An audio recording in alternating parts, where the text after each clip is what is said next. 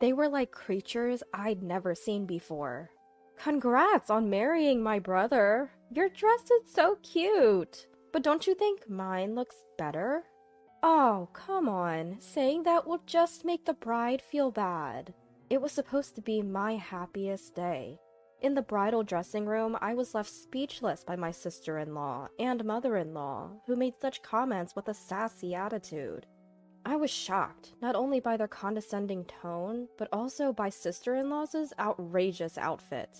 A dress so white, it could rival any bride's. Her plump thighs were visible through the silt, and she had fur wrapped around her off-shoulder design. Mother-in-law gazed at her daughter with such affection. My husband, on the other hand, looked at his family with cold eyes. I never imagined I'd face such blatant harassment on my wedding day. It was too much to process. Looking back, it's no surprise sister-in-law's matchmaking ended in disaster, given how she acted even at someone else's wedding. My name is Anaya. I was born in a coastal town and grew up in a typical household. When I went to a state university, I stayed with my maternal grandma, who lived nearby. Living with my beloved grandma, who had always doted on me, was my dream. Her well-maintained old house was a mix of Western and ethnic styles with a nostalgic atmosphere. I loved spending time on the balcony overlooking the small garden, chatting with Grandma while munching on seasonal fruit. Even after getting a job, I continued living there. When Grandma fell ill, I took care of the house, hoping she'd return. But that wish never came true. When it became hard for Grandma to live on her own, she moved to a facility in my hometown. "I want to take care of Grandma," I said. But she smiled and replied, "You've done enough. I want you, Anaya, to find happiness." After Grandma passed away, I married Jesse, who had always supported me. Now we live in the house filled with Grandma's memories, but our supposedly peaceful newlywed life is constantly disrupted by those two women. How did someone with such a plain face and skinny body like you manage to marry my brother? One day, I was asked by mother-in-law to prepare lunch for sister-in-law due to a neighborhood association meeting. Instead of gratitude, sister-in-law greeted me with sarcasm. I just wanted to go home, but if I did, they'd just show up at my place. "Ask your brother." Sister-in-law, seemingly satisfied with her own conclusion, said, "Well, maybe you two are a good match, since he's not that great either." She then gulped down the curry I made. I bet she thinks eating in tiny bites in front of men is the secret to being attractive. Sister-in-law might seem devilish, but what's terrifying is her lack of malice. She looks down on everyone, including me and her brother, without a second thought. It's exhausting. Mother-in-law, who raised such a sister-in-law, is of course a handful. Rather than disliking me, mother-in-law seems more interested in elevating her daughter by putting me down and bossing me around. That's why she calls me for such tasks. If I neglect her daughter, she'd either call non-stop or ring my doorbell incessantly. It's a living nightmare. Apparently, mother-in-law always said her daughter was her world and never really cared about her son, my husband. My husband claims he was never abused, but he also says he was never shown any interest. His father went on a work assignment 10 years ago and never returned, even after retirement. He still sends money for living expenses, so it seems neither mother-in-law nor sister-in-law care. My husband tries to address their attitude, but they don't listen. After all, in their eyes, he's just another person to look down upon. Seeing my husband deteriorate more than me was heartbreaking, and I often gave in to mother-in-law's demands, which was my mistake. The two of them became increasingly unbearable, and we, as a couple, grew weary. We couldn't go on like this. Determined, my husband and I decided to hatch a plan. Just as our preparations were almost complete, mother-in-law and sister-in-law unexpectedly showed up at our house. It was a hot summer day. My husband was at work. Reluctantly, I greeted them. "Hello, sister-in-law. What brings you here?" "Just because. We're the cute sister-in-law and mother-in-law. Does it mean we need a reason to visit? You should fix that stingy attitude." "It's hot outside. Let us in. You're so inconsiderate." I really didn't want to let them into Grandma's precious house, but to avoid causing a scene, I reluctantly let them in. I served them coffee and some cookies I baked the day before. What, no cake? I'm sorry, you came unexpectedly. Well, it's okay. Your cooking is decent, even if it's a bit plain. That's true. We'll give you that. Surprisingly, sister-in-law and mother-in-law complimented me. It felt more creepy than pleasant. The house is old, but spacious. It's passable. Passable? To me, this house is perfect. Actually, Elle is getting married. Mother-in-law dropped the bombshell out of the blue. Wait, this self-centered sister-in-law? I was momentarily shocked, but her getting married wasn't that surprising. She often bragged about her curvy body and her straightforward approach with men. It seemed to work on naive men, or those looking for fun. So, with the guy you had an affair with? I recalled a man she once mentioned. It wasn't an affair, we just met in the wrong order. It's true love. But no, not him. The one who approached you recently? I just noticed his intense gaze and approached him first. But no, not him either. Who, then? Elle met him at a speed dating event. He's a wealthy man's son. Mother-in-law proudly announced. That's right, I'm having a shotgun wedding with a rich guy. Good for Elle. Unlike your brother, who married someone like you. She added that she's already pregnant, not forgetting to throw in a dig at me. The speed dating event was about 3 months ago. She probably charmed an unsuspecting man. I feel sorry for him and his family. Did you break up with the other guys? Not yet. They all love me so much, I can't bear to tell them. It's inevitable. Elle is just so lovable. But what really satisfies Elle is money. I had a hunch, but still, I wonder if the child is really from that wealthy man. We want to use this house for our pre-wedding family introduction. Their ulterior motive became clear. I was so repulsed that I blurted out my response. No way! They glared at me, and to avoid a scene, I quickly tried to smooth things over. I didn't want to cause a scene, so I quickly tried to find the right words. I think the groom's family would prefer to see their future daughter-in-law's actual home. But our place is a bit messy, and it's a small apartment. Then clean it up, and stop smoking inside. But won't they find it strange if they're invited to the bride's brother's house? When I voiced my concern, sister-in-law said, "You're not getting it. We'll just say this is Elle's family home. What if they find out the truth? As long as you and your husband keep quiet, it'll be fine. You're getting married. Pretending just for the introduction won't solve anything.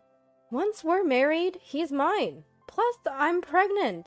It's not that simple." You're so sweet to worry. Why not just make this house truly belong to Mom and Dad?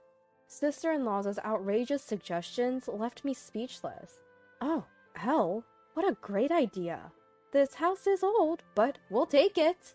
This is my grandma's house. It's not just my decision. Don't you know? Once you're married, everything belongs to the husband's family. I've never heard of such a rule. Well, learn it now. What's yours is ours.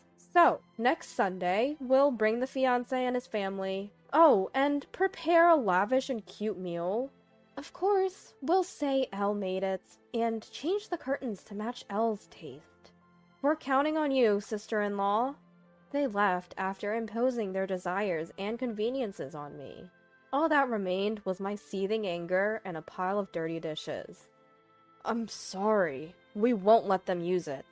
That night, my husband, after hearing the report, apologized with a heavy heart.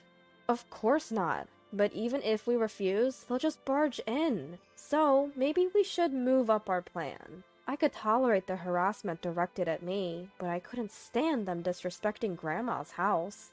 We'll get back at them for all the bullying, so brace yourself. The next day, I made several phone calls. Despite the sudden change of plans, everyone was accommodating. I was truly grateful. Once everything was set, I called Mother-in-law. Mother-in-law, I want to ensure Elle's wedding is a success. Can we have a bit more time? We're thinking of remodeling to make it suitable for the couple. Anaya, I misunderstood you. You are such a good person, but we have wedding preparations, so hurry up. I understand. We'll be ready in 3 weeks. Why don't you start looking for a wedding venue? You're so thoughtful, it's almost scary. But yes, we'll leave the introduction to you and focus on the wedding. Was this our first pleasant conversation? And probably our last. Those two fools won't suspect a thing. And they won't come to this house until the day. Alright, we're going to be busy from today. We had a tight deadline. We'd worked tirelessly, sacrificing sleep, but it was for our future. 3 weeks later, the day mother-in-law designated for the introduction arrived. My husband and I anxiously awaited her call. I could almost see mother-in-law's furious face as she dialed. At 10 a.m., my phone rang, displaying mother-in-law's name. I answered the call. Anaya! What have you done? Mother-in-law's hysterical voice pierced my ears. I thought you'd appreciate it. I prepared a perfect vacant land and meal for you and Elle. What have you done? She was probably hurling insults at me, but they weren't coherent. The place she took her fiancé's family to, claiming it was her home, was no longer Grandma's house. I had prepared a new home and meal for them, but it seems they weren't pleased. Mother-in-law's words were still incomprehensible. She probably wanted me to explain the situation to the other party. I'll do just that. I'm sorry if I upset you. Can you put me on speaker so the groom's mother can hear? I apologized to mother-in-law in the most submissive tone I could muster. The shouting stopped, and a refined voice of a woman came on. Are you Aaron's mother? It seems there's been a misunderstanding. Oh, not Aaron? My apologies. So, Aaron finally left his wife for Elle. Or is it Ivan? Phil. No. I listed all the men sister-in-law had been involved with. Anaya, stop it! With mother-in-law's loudest scream yet, the call ended. They were probably in the middle of a huge argument. Ugh, that felt good. Anaya? My husband, who had listened to the entire conversation, looked at me apologetically. I'm sorry for making you do that. I should have handled it. No, remember? I said I wanted to get back at them. One last time. For Grandma's cherished house? Come on, I've explained this. Grandma wanted me to be happy. I love that house, but you're more important to me than it. My mother, Grandma's heir, had planned to demolish the house, and it turned into vacant land. It wasn't earthquake resistant, and maintaining an old house is tough. I had insisting on living there because I loved it. But after marrying my husband and dealing with mother-in-law and sister-in-law, I changed my mind. I didn't want them to tarnish that house, but I didn't want to leave my husband either. So I wanted to say goodbye to Grandma's house, with fond memories. That's why I asked my husband to find a new job, and we prepared to move back to my hometown. We just sped up our plans. I had Grandma's house demolished and built a small doghouse in the middle of the vacant land, with a tag reading L. It was styled like a log cabin, which went slightly over our budget. I filled a small dish with the most expensive dog food from the pet store. Everything was ready. Grandma liked you. She wouldn't want us to break up because of that house. Anaya, I promise I won't waste the chance you've given me. My husband looked at me earnestly. I made this decision because I believed in him. 1.5 years has passed since then. After moving to my hometown, my husband, initially bewildered by the rough-around-the-edges fishermen in the neighborhood, is now even more beloved by them than I am. The coastal town's breeze and the seafood-rich dishes seem to suit him. The once pale complexion he had is now gone. Watching him joyfully devour grilled salmon for dinner fills me with contentment. Did you get any emails today?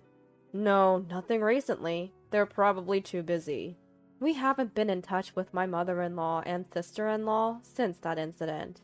My husband's phone is the only lifeline to them. We heard about the doghouse fiasco from a neighbor who was close to Grandma.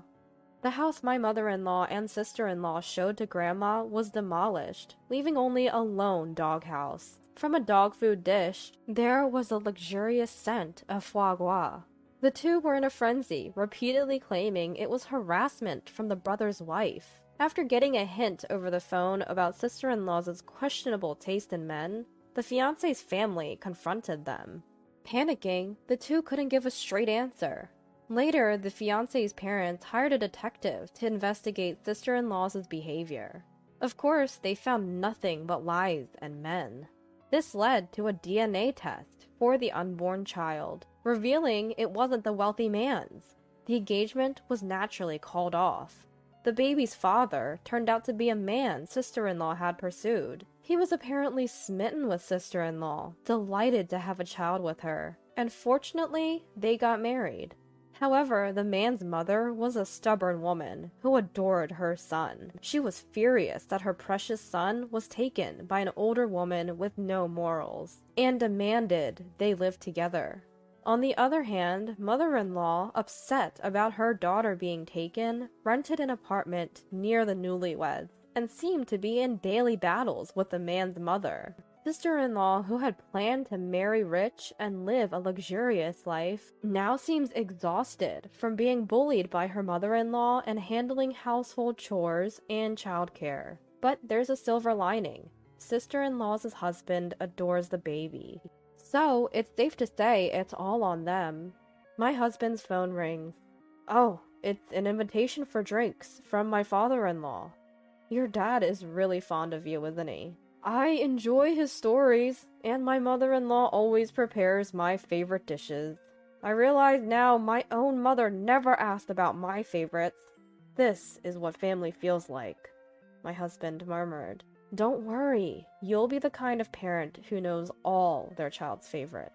Saying this, I gently rubbed my swelling belly, and he smiled warmly. I feel like we can achieve that in this home. He gazed at the caramel-colored beam on the ceiling. It's a magnificent beam we got when we demolished Grandma's house, incorporated into our newly built home as a memento of beloved Grandma. It was my husband who suggested preserving the beam when all I could think of was tearing everything down. That's why I chose a future with him. Let's make this a wonderful home, as beautiful as Grandma's. Yes, absolutely. In the quiet coastal town where you can hear the waves, stands our small house. This is where we'll build our happiness.